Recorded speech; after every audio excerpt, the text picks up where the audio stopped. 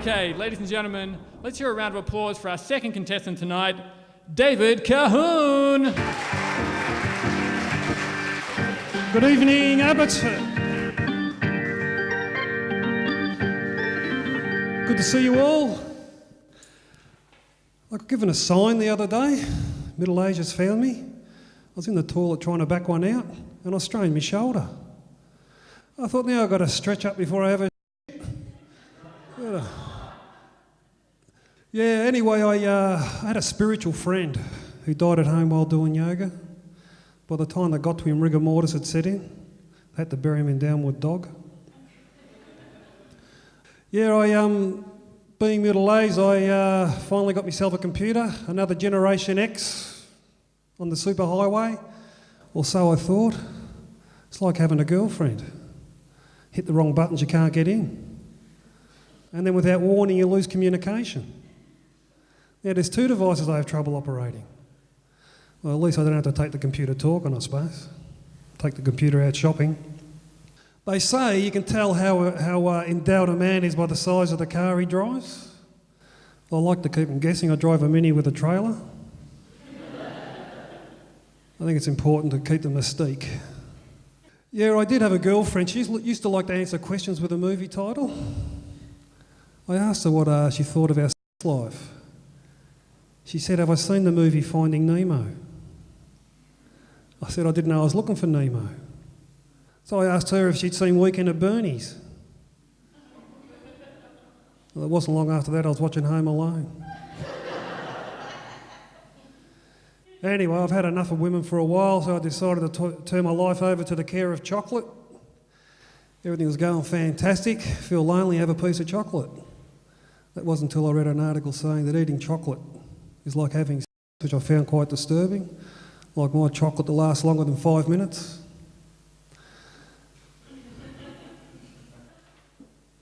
If I share my chocolate around, is that promiscuous? I will leave you on this one though. I've got a new philosophy in life. Being middle-aged, I decided that I have ditched Forrest Gump's box of chocolates. I now believe life is more like a roll of toilet paper.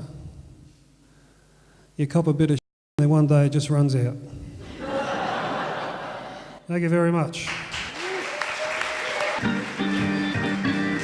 David Cahoon, ladies and gentlemen. So Hans, let's hear some more about your backstory. Given the fact that you take up nearly a whole room, I'd say you must have been made in the late 70s, early 80s. I'm a supercomputer, you idiot. That's why I'm so big. You walking toothpick. Yeah, Hans has speech synthesis and recognition technology. So does my smartphone. Plus it has the internet, Bluetooth, a million different apps, and it fits in my pocket. Yeah, Linus, there's no comparison. Your little phone only uses about 0.11125 watts, whereas when Hans is fully operational, he uses as much energy as a small town.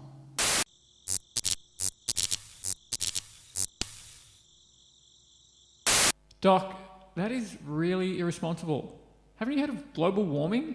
These days we design computers to use as little energy as possible. Yeah, but where's the fun in that?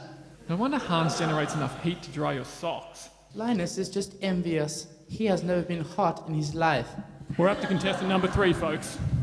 Please put your hands together for Brenton McCulloch.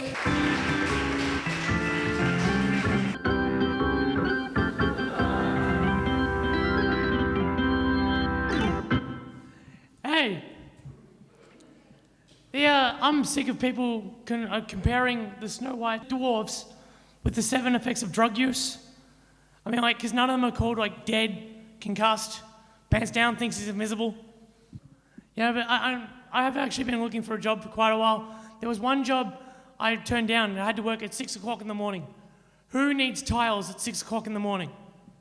I mean, is anyone actually in their bed at 5:59 going, whoop, only got a minute left. I better buy tiles now or my wife will want to shop with me. Cool, awesome. Yeah, no, because I do have a job now. I can't tell you about it for legal reasons. I can't tell you where I work. But there is a really good story, so I want to share that with you anyway. essentially what happened was I'm standing at the counter and a guy orders a large Big Mac. And, never mind then. Anyway, I did work at quite a few places. I worked at a cigarette store, but that went up in smokes. And I worked at Captain Snooze for a while, but I got fired for sleeping around. Yeah. I've always wanted to do comedy, but I wouldn't be up here without two special people in my life. So I'd like to thank my brother, and I'd like to thank my ex-girlfriend. And I hope they're very happy together.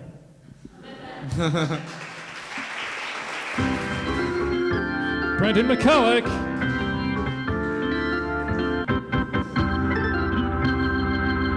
So, we've heard a little bit about the doc and his supercomputer. Bite me. If I gave you a bite, it would double your hard drive. No, it wouldn't. Would it, Papa? No, it wouldn't, Hans, no. Now we're going to hear about my backstory. From the age of 8, I attended the Melbourne Rudolf Steiner School. A Steiner school? I never would have hired you if I'd known you'd gone to a Steiner school. What's wrong with Steiner schools? Lots of arts and crafts and Hessian underwear. They promote creativity. Exactly. Imagination stunts the intellect. That's what Albert Einstein used to say. A good friend of mine. I'm pretty sure Einstein used to say imagination is more important than knowledge. Yeah, you weren't at the dinner party. I was being sarcastic. Papa, Linus is running late again. He's 35.5737271 seconds behind schedule. Hans, you are such a doctor's pet. Krackup Live.